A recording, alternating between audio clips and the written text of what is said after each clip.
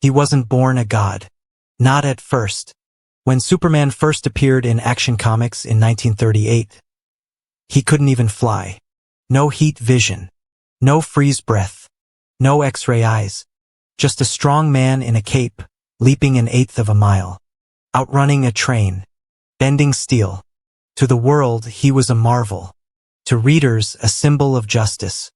But to his creators, Jerry Siegel and Joe Shuster, he was a social weapon. A champion of the oppressed. A force against corruption. And his powers? Just enough to make tyrants nervous. But then, something happened. The 1940s. As Superman soared in popularity, he literally began to soar.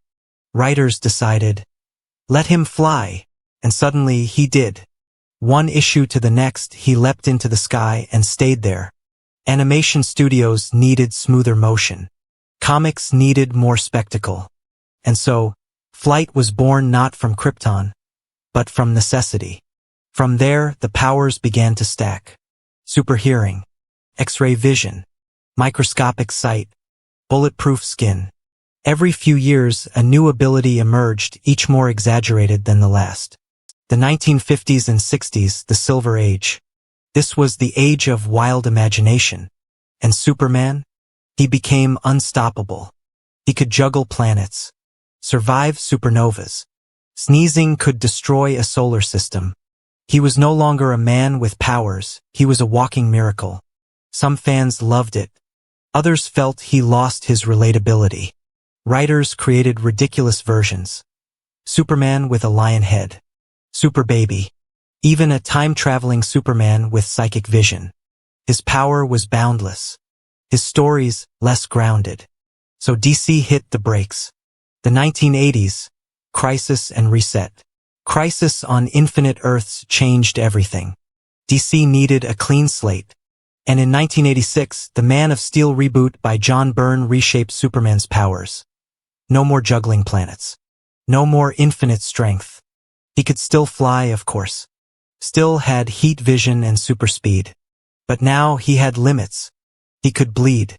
He could be hurt. And most importantly, he could be human again. But the pendulum would swing again. The 1990s brought drama and reinvention. He died. Came back. Wielded strange new energy forms. Split into Superman Red and Superman Blue, two beings made of pure electricity. Readers were confused. Fascinated. And then, nostalgic. So eventually, DC brought him back to basics. And yet, even basics evolve. Superman would later develop a solar flare ability, expelling all his stored sunlight in a massive blast. It made him vulnerable afterward. Mortal. But it showed something deeper. Superman's powers weren't just growing. They were changing with the times. In every era, he became a mirror. To our fears. To our hopes. To what we imagined power should be. But how far can he go? What's the limit? In the next chapter, we explore what happens when Superman has no limits at all. Power corrupts. But what if you were born with all the power and still chose to do good? That's the question Superman has faced for over 80 years. And as his powers grew, so did the burden. In the modern age, Superman is no longer just strong. He's limitless. But is that still heroic? Or something else?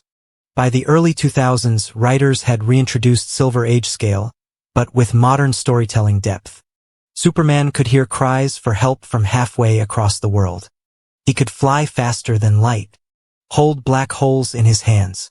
But now he felt the weight of it. In All-Star Superman, Grant Morrison gave us a version who was dying, overcharged by the sun, knowing he had days left to live. But instead of ruling the earth, he used his final moments to save it over and over. He created a tiny sun for a dying world. He comforted a suicidal girl.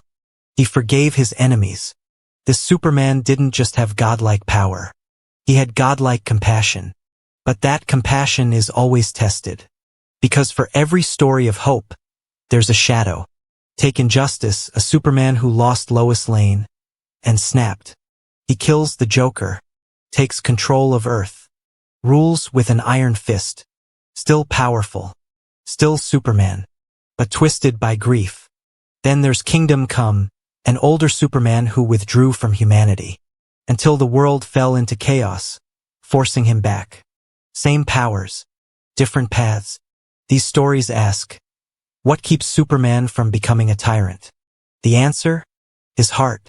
His code. Clark Kent. Writers have tried to explain where his powers come from.